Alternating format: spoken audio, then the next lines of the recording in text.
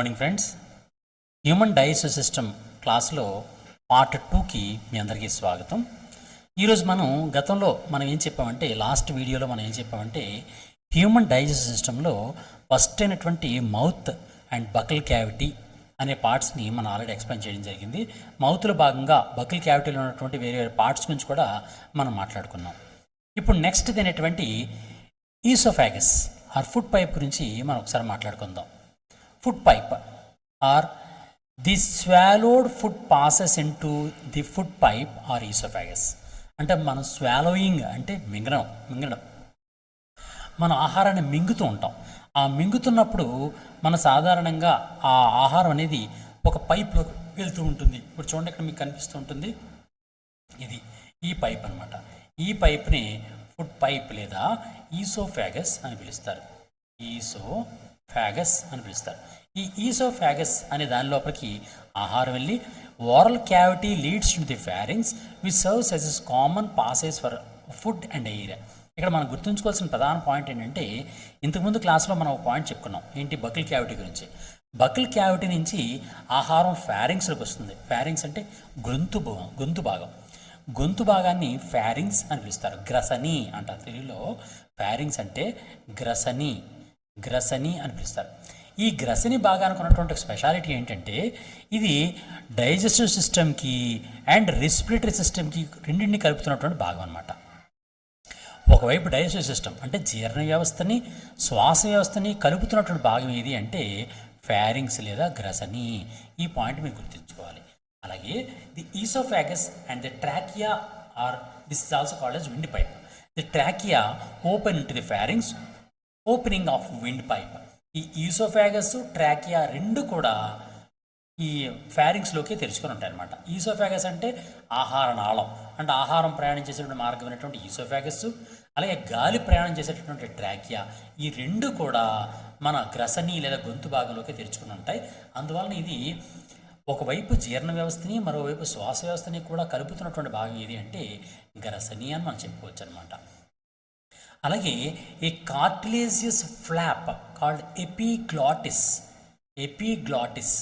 ఈ epiglottis prevents the entry of food into the glottis during swallowing. Glottis means opening of the wind pipe. ఇక్కడ మీకు సాధారణంగా ఒక విషయం మీకు చెప్తాను. సాధారణంగా ఇదే భాగంలో మనకి రెస్పిరేటరీ సిస్టమ్ కూడా ఉంటుంది. అంటే ఈసోఫాగస్కి పక్కనే ఒక రెస్పిరేటరీ ట్రాక్ కూడా ఉంటుంది, ఇలా గొట్టం. అంటే మెడకి పక్క భాగాల్లో ఒక ట్రాక్, ఈ విధంగా ఉన్నటువంటి ఒక పైప్ ఉంటుంది. ఈ పైప్ని ట్రాకియా అని పిలుస్తారు. ఈ ట్రాకియా అనే దాన్ని విండ్ పైప్ అని పిలుస్తారు అనమాట. ఈ విండ్ పైప్ పక్కనే మన ఆస్యకుహరము లేదా ఈ ఆహార వాహిక అనేటటువంటి భాగం ప్రయాణం చేస్తూ ఉంటుంది అనమాట.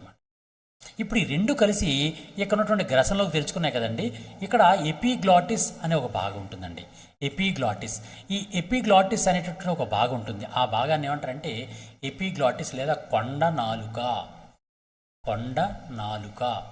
లేదా ఎపిగ్లాటిస్ లేదా కొండ నాలుక, లేదా దీన్ని ఉపజిహ్విక అని కూడా పిలుస్తారు తెలుగులో. ఈ ఉపజిహ్విక, కొండ నాలుక, ఎపిగ్లాటిస్ అనేటువంటి ప్రత్యేకమైనటువంటి ఒక మూత లాంటి భాగం ఉంటుంది.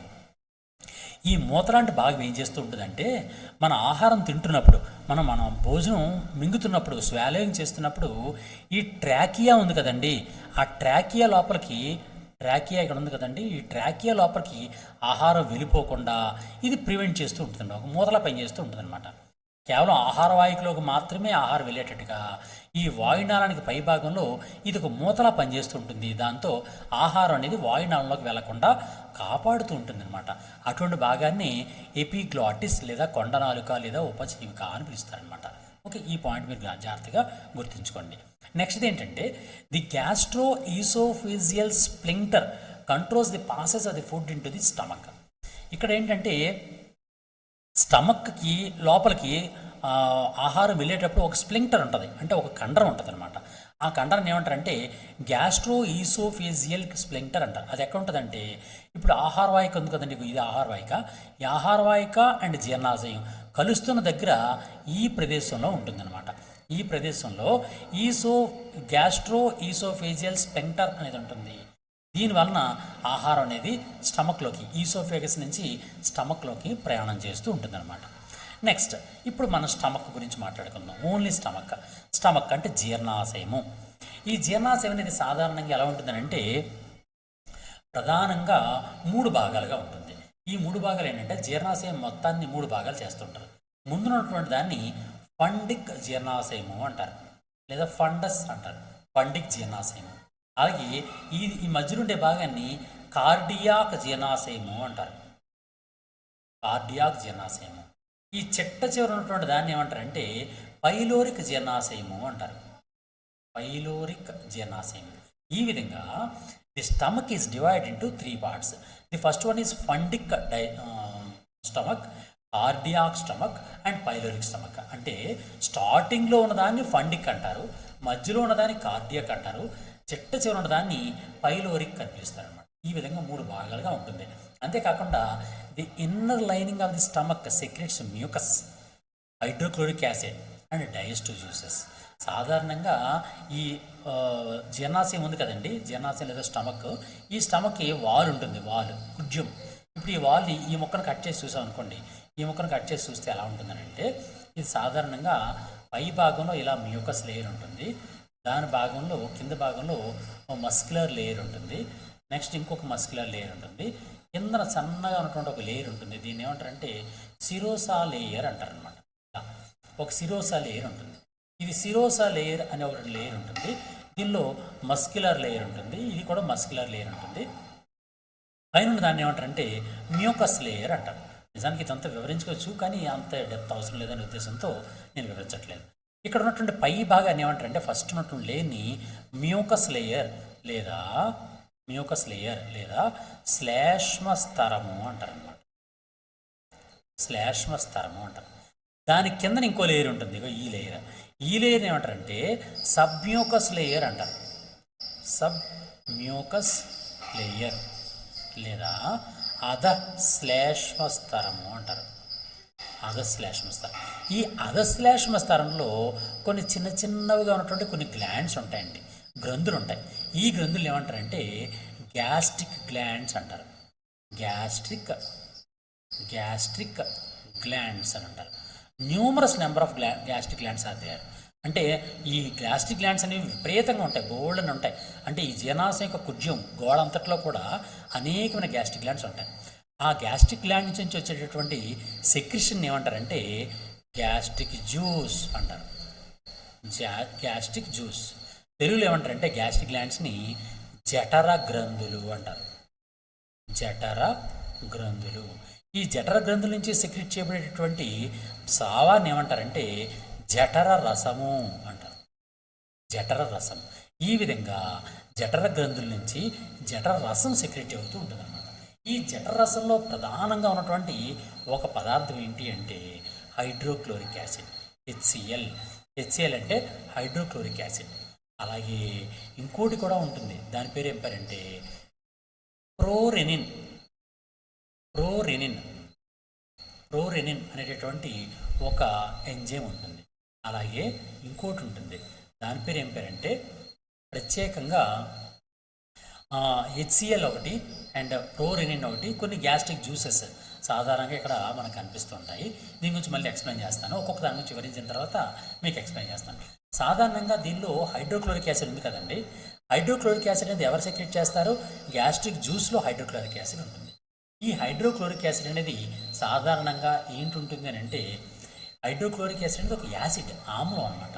ఈ ఆమ్లం అనేది ఏం చేస్తుంది, దేనికోసం మనకు వస్తుంటుందంటే ఆహారం ద్వారా మన కడుపులోకి అనేకమైన సూక్ష్మజీవులు వచ్చేస్తుంటాయి. ఆ సూక్ష్మజీవుల్ని చంపడానికి, వాటిని శానిటైజ్ చేయడానికి ఈ హెచ్సిఎల్ అనేది ఉపయోగపడుతూ ఉంటుంది. హెచ్సిఎల్ దేని పనికి వస్తుంటుందండి? సాధారణంగా హైడ్రోక్లోరిక్ యాసిడ్ ఎందుకు పనికి వస్తుందంటే ఈ కడుపు లోపలికి ఆహారం ద్వారా వచ్చినటువంటి, ఆహారంతో కంప్లీట్గా వచ్చేస్తుంటాయి కదా, ఆ ఆహారం ద్వారా వచ్చినటువంటి మొత్తం సూక్ష్మజీవులన్నింటినీ కూడా చంపడం కోసం, అంటే ఆహారాన్ని లోపలికి ప్రవేశించినటువంటి ఆహారాన్ని శుభ్రపరచడానికి, అంటే శానిటైజ్ చేయడానికి అవి ఉపయోగపడుతూ ఉంటుందన్నమాట. ఆ విధంగా గ్యాస్ట్రిక్ జ్యూస్లో మనకి ఇక్కడ క్వశ్చన్ ఏమడుతాడంటే గ్యాస్ట్రిక్ జ్యూస్లో ఉన్నటువంటి యాసిడ్ ఏంటి అని అడుగుతాడు అనమాట. గ్యాస్ట్రిక్ జ్యూస్ ద్వారా ఎటువంటి యాసిడ్ అనేది కడుపులోనికి విడుదలవుతూ ఉంటుంది అని చెప్తాడు. ఆ గ్యాస్ట్రిక్ జ్యూస్ అనేది సాధారణంగా ఏం కలిగి ఉంటుందంటే హైడ్రోక్లోరిక్ యాసిడ్ కలిగి ఉంటుంది. ఆ హైడ్రోక్లోరిక్ యాసిడ్ ఎందుకు మనకు వస్తుందంటే సాధారణంగా ఏదైతే మనకి ఆహారం ద్వారా వెళ్ళినటువంటి బ్యాక్టీరియాలు ఉన్నాయో వాటిని నాశనం చేయడానికి పనికొస్తూ ఉంటాయి అన్నమాట. దాని తర్వాత ఇంకోటి ఉంటుంది, దాని పేరు ఏం పేరంటే ప్రోరెనిన్ అనేది ఉంది. ఈ ప్రోరెనిన్ అనేది తర్వాత కాలంలో ఇది నిష్క్రియాత్మకమైందనమాట. నిష్క్రియాత్మకం అంటే ఎటువంటి పని చేయదు. అలాంటి నిష్క్రియాత్మకమైనటువంటి ప్రోరెనిన్ అనేది రెనిన్ అనే దానికి మారుతుంది. రెనిన్ అనే దానికి మారుతుంది. అలాంటిది ఈ రెనిన్ అనేది ఒక ఎంజైమ్ అనమాట. ఎంజైమ్. అలాగే మరో ఎంజైమ్ ఉంటుంది, దాని పేరు ఏం పేరంటే పెప్సినోజన్ అనేటటువంటి ఒక ఎంజైమ్ రిలీజ్ అవుతూ ఉంటుంది అనమాట. ఆ పెప్సినోజన్ అనేది ఏం చేస్తూ ఉంటుంది సాధారణంగా పెప్సినోజన్ అనేది ప్రోటీన్లు జీర్ణం చేస్తూ ఉంటుంది అనమాట. ప్రోటీన్లు జీర్ణం చేయడం కోసం ప్రత్యేకంగా పెప్సినోజన్ అనేది ఉపయోగపడుతూ ఉంటుంది. సాధారణంగా ఈ పెప్సినోజన్ అనేది ఏంటంటే ఒక నిష్క్రియాత్మకమైనటువంటి పదార్థం. నిజానికి ఈ పెప్సినోజన్ అనేది ఒక నిష్క్రియాత్మకమైనటువంటి ఎంజైమ్. నిష్క్రియాత్మకమైన ఈ ఎంజైమ్ మీద హైడ్రోక్లోరిక్ యాసిడ్ ప్రభావం చూపించి చూడండి, హైడ్రోక్లోరిక్ యాసిడ్ మరో పని కూడా చేస్తుంది. ఏంటది? పెప్సినోజన్ని పెప్సిన్ అనేటటువంటి ఒక ఎంజైమ్ కింద మారుస్తుంది అన్నమాట. పెప్సిన్ అనే ఎంజైమ్ కింద. మీకు ఒకసారి క్లియర్గా చెప్తాను చూడండి. సాధారణంగా జీర్ణాశయం లోపల కొన్ని గ్రంథులు ఉంటాయి, వాటిని జఠర గ్రంథులు అంటారు. జఠర గ్రంథి నుంచి స్రవించబడేటువంటి రసాన్ని జఠరరసం అంటారు. జఠరరసం నుంచి 3 రకాల పదార్థాలు వస్తాయి. ఒకటి hydrochloric acid, 2 ప్రోరెనిన్, 3 pepsinogen. Hydrochloric acid అనేది 2 పనులు చేస్తూ ఉంటుంది. ఒకటోది ఏంటంటే శానిటైజ్ చేయడానికి, ఏదైనా పదార్థాలు మనం ఎప్పుడైతే తీసుకుంటామో వాటిని శానిటైజ్ చేయడానికి పనికి వస్తుంది. అంతేకాకుండా పెప్సినోజన్ ఉంది కదా, ఆ పెప్సినోజన్ని పెప్సిన్ అనేటటువంటి యాక్టివ్ ఎంజైమ్ కింద మార్చడానికి కూడా ఇది ఉపయోగపడుతూ ఉంటుంది. ఆ విధంగా హెచ్సిఎల్ పనికొస్తూ ఉంటుంది. నెక్స్ట్ ప్రోరెనిన్ అనేది తర్వాత కాలంలో రెనిన్ కింద మారుతుంది. ఈ రెనిన్ అనేది ఒక ప్రత్యేకమైన పనిని కలిగి ఉంటుంది. ఏం చేస్తుందంటే పాలు ఉంటాయి కదండి, మనం తాగేటటువంటి పాలు, ఆ పాలని పెరుగు లాంటి పదార్థం కింద మారుస్తాయి అన్నమాట. కర్డ్ అంటే పాలని పెరుగు వంటి పదార్థంగా మార్చడానికి పనికి వచ్చేటటువంటి ఎంజైమ్ ఏది అంటే రెనిన్ అనేది ఆ విధంగా మనకి పనికి వస్తూ ఉంటుంది అన్నమాట. ఓకే, ఆ విధంగా